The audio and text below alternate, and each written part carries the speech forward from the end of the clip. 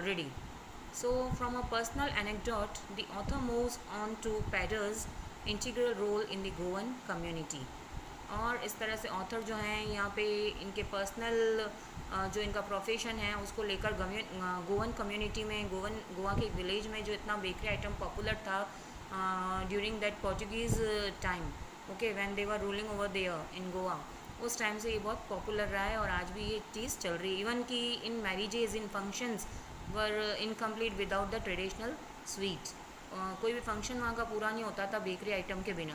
Marriage gifts in the Goan community were incomplete without the traditional sweet bread known as बोल।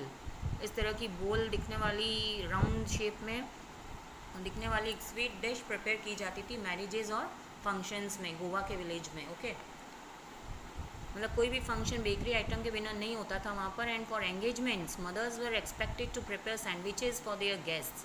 यहाँ तक कि कोई एंगेजमेंट भी होती है तो वहाँ पे बेकरी आइटम बनाया जाता है। उनकी जो मदर्स हैं वो they were preparing the sandwiches, different kind of sandwiches from the bread. They prepare so many kinds of bakery items on the occasion.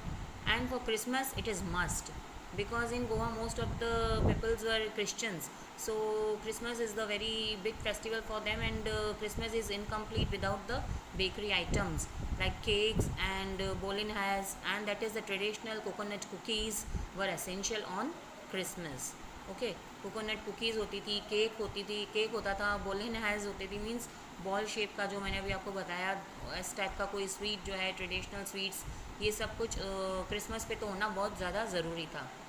और ऐसा नहीं है कि बेकर्स कैसे भी किसी भी ड्रेसअप में आ सकते थे, उनका एक प्रोफेशनल ड्रेसअप होता था बेकर्स का। In the old days bakers wore a special long frock which reach their knees.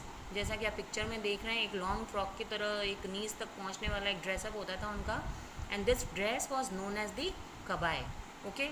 Loose means lice bread, kabai means is the name of their professional dresses of bakers, okay. So and sweet bread is bread bangles is known as sweet bread. The author remembers the trademark knee-length trousers worn by the baker of his childhood में जो author ने देखा था कि नीज तक half pant जो है वो पहनकर बेकर्स आते थे कई बार, और जब भी ऐसे कोई हाफ पैंट में अगर उन्हें कभी स्ट्रीट में नज़र आ जाता तो उसे सीधा कमेंट किया जाता था, उसे कंपेयर किया जाता था एक बेकर से कि इसने बेकर की तरह से ड्रेसअप किया है।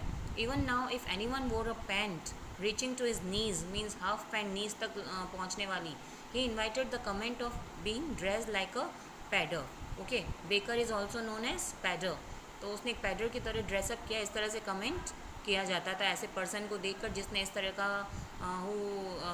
Dress up like this in half pant and shirt, okay। And sometimes they also wear a professional dress known as kabai.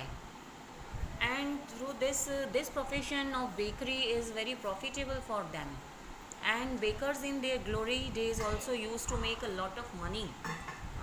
They earned lot of money by sell out this bakery items, and their plump bodies were proof of their profitable profession. उनकी bodies को देखकर, plump bodies means fit and fine strong bodies को देखकर ये easily हम जान सकते थे कि ये प्रोफेशन जो है बेकर होगा ज़रूर, और बेकर का जो प्रोफेशन है बहुत ही प्रॉफिटेबल है, बहुत अच्छी अर्निंग उनकी होती थी उस टाइम में। And the author humorously remarks that even now anyone with a healthy appearance is still compare to a baker. और कोई healthy person, as you see in this picture, कोई हेल्दी पर्सन भी अगर उन्हें नज़र आ जाता तो उससे कंपेयर किया जाता था कि वो ज़रूर कभी बेकर रहा हुआ होगा, and that's why he is so fat, strong and fit and fine person, okay.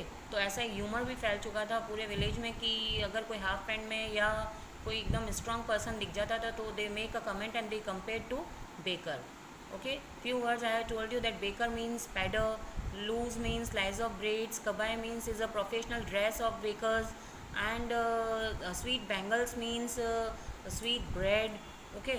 So this is all about the baker from Goa. Thank you.